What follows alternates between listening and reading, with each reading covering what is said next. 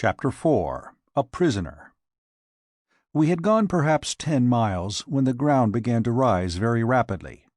We were, as I was later to learn, nearing the edge of one of Mars' long-dead seas, in the bottom of which my encounter with the Martians had taken place. In a short time we gained the foot of the mountains, and after traversing a narrow gorge came to an open valley, at the far extremity of which was a low tableland upon which I beheld an enormous city. Toward this we galloped, entering it by what appeared to be a ruined roadway leading out from the city, but only to the edge of the tableland, where it ended abruptly in a flight of broad steps. Upon closer observation I saw as we passed them that the buildings were deserted, and while not greatly decayed, had the appearance of not having been tenanted for years, possibly for ages. Toward the center of the city was a large plaza, and upon this and in the buildings immediately surrounding it were camped some 900 or 1,000 creatures of the same breed as my captors, for such I now considered them despite the suave manner in which I had been trapped. With the exception of their ornaments, all were naked. The women varied in appearance but little from the men, except that their tusks were much larger in proportion to their height, in some instances curving nearly to their high-set ears. Their bodies were smaller and lighter in color, and their fingers and toes bore the rudiments of nails, which were entirely lacking among the males. The adult females ranged in height from 10 to 12 feet.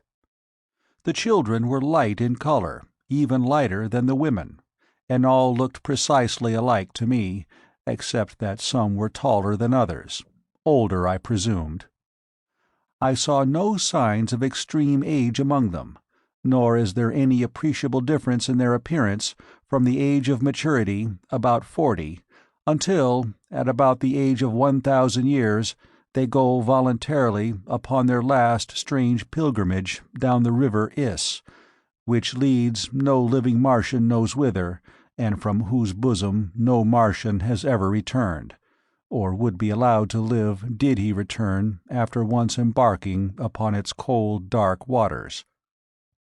Only about 1 Martian in 1,000 dies of sickness or disease, and possibly about 20 take the voluntary pilgrimage.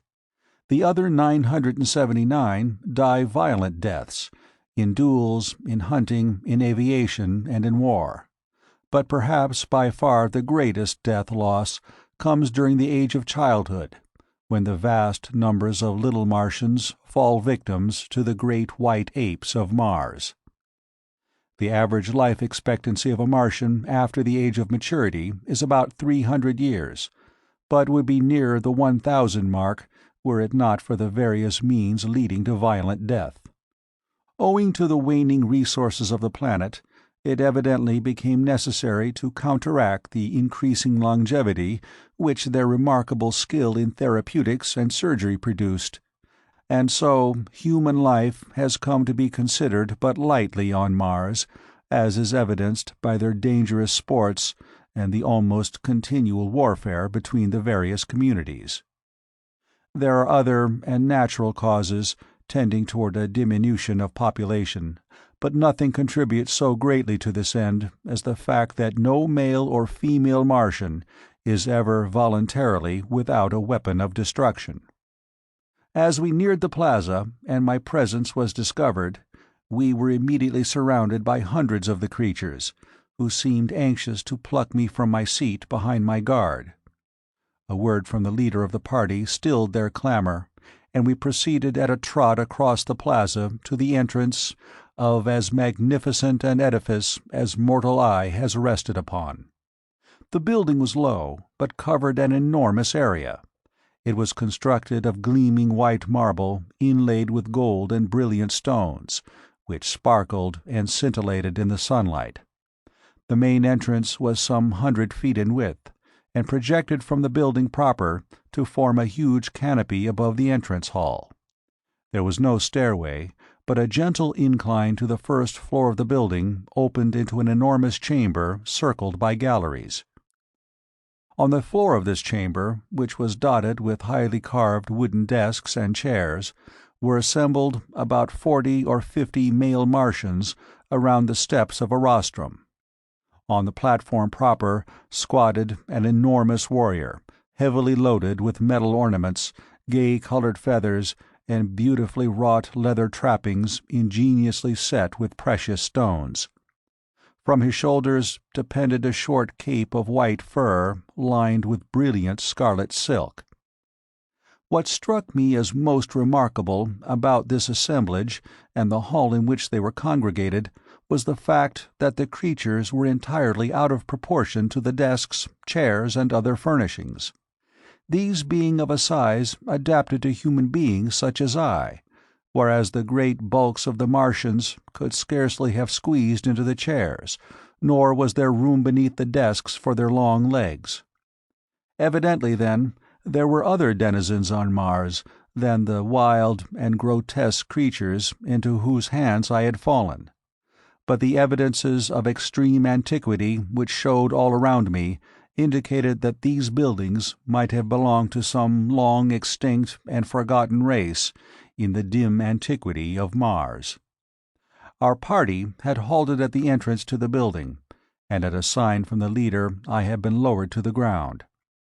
Again locking his arm in mine, we had proceeded into the audience chamber. There were few formalities observed in approaching the Martian chieftain. My captor merely strode up to the rostrum, the others making way for him as he advanced. The chieftain rose to his feet and uttered the name of my escort, who in turn halted and repeated the name of the ruler followed by his title. At the time, this ceremony and the words they uttered meant nothing to me, but later I came to know that this was the customary greeting between green Martians. Had the men been strangers, and therefore unable to exchange names, they would have silently exchanged ornaments, had their missions been peaceful. Otherwise, they would have exchanged shots, or have fought out their introduction with some other of their various weapons. My captor, whose name was Tars Tarkas, was virtually the vice-chieftain of the community, and a man of great ability as a statesman and warrior. He evidently explained briefly the incidents connected with his expedition, including my capture, and when he had concluded the chieftain addressed me at some length. I replied in our good old English tongue merely to convince him that neither of us could understand the other. But I noticed that when I smiled slightly on concluding, he did likewise. This fact, and the similar occurrence during my first talk with Tars Tarkas, convinced me that we had at least something in common: the ability to smile, therefore to laugh, denoting a sense of humor. But I was to learn that the Martian smile is merely perfunctory, and that the Martian laugh is a thing to cause strong men to blanch in horror. The ideas of humor among the green men of Mars are widely at variance with our conception of incidents to merriment. The death agonies of a fellow being are to these strange creatures provocative of the wildest hilarity, while their chief form of commonest amusement is to inflict death on their prisoners of war in various ingenious and horrible ways. The assembled warriors and chieftains examined me closely, feeling my muscles and the texture of my skin. The principal chieftain then evidently signified a desire to see me perform, and motioning me to follow, he started with Tars Tarkas for the open plaza. Now, I had made no attempt to walk, since my first signal failure, except while tightly grasping Tars Tarkas' arm, and so now I went skipping and flitting about among the desks and chairs like some monstrous grasshopper. After bruising myself severely, much to the amusement of the Martians, I again had recourse to creeping, but this did not suit them, and I was roughly jerked to my feet by a towering fellow who had laughed most heartily at my misfortunes. As he banged me down upon my feet, his face was bent close to mine, and I did the only thing a gentleman might do under the circumstances of brutality, boorishness, and lack of consideration for a stranger's rights. I swung my fist squarely to his jaw, and he went down like a felled ox.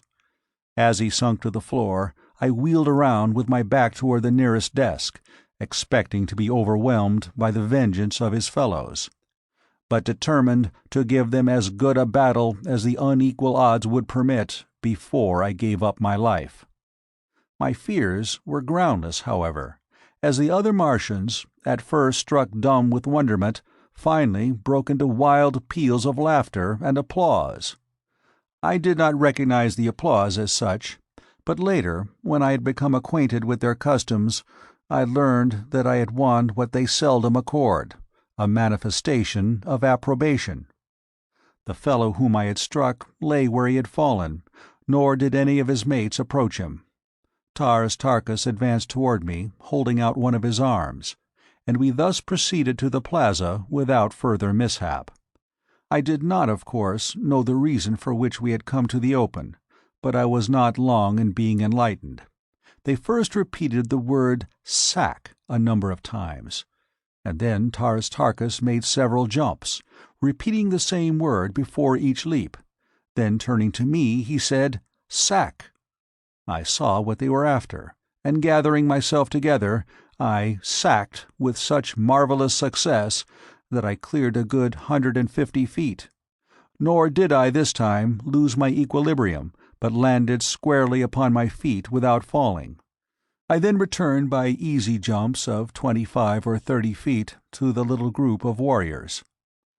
My exhibition had been witnessed by several hundred lesser Martians, and they immediately broke into demands for a repetition, which the chieftain then ordered me to make. But I was both hungry and thirsty, and determined on the spot that my only method of salvation was to demand the consideration from these creatures which they evidently would not voluntarily accord. I therefore ignored the repeated commands to sack, and each time they were made I motioned to my mouth and rubbed my stomach. Tars Tarkas and the chief exchanged a few words, and then the former, calling to a young female among the throng, gave her some instructions and motioned me to accompany her.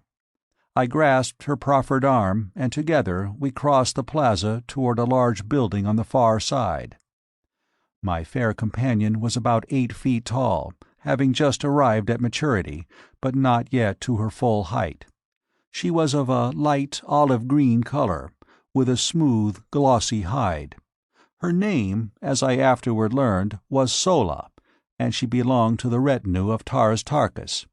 She conducted me to a spacious chamber in one of the buildings fronting on the plaza, and which, from the litter of silks and furs upon the floor, I took to be the sleeping quarters of several of the natives. The room was well lighted by a number of large windows, and was beautifully decorated with mural paintings and mosaics. But upon all there seemed to rest that indefinable touch of the finger of antiquity, which convinced me that the architects and builders of these wondrous creations had nothing in common with the crude half-brutes which now occupied them. Sola motioned me to be seated upon a pile of silks near the center of the room, and turning, made a peculiar hissing sound, as though signaling to someone in an adjoining room. In response to her call, I obtained my first sight of a new Martian wonder. It waddled in on its 10 short legs, and squatted down before the girl like an obedient puppy. The thing was about the size of a Shetland pony, but its head bore a slight resemblance to that of a frog, except that the jaws were equipped with 3 rows of long, sharp tusks. End of Chapter 4.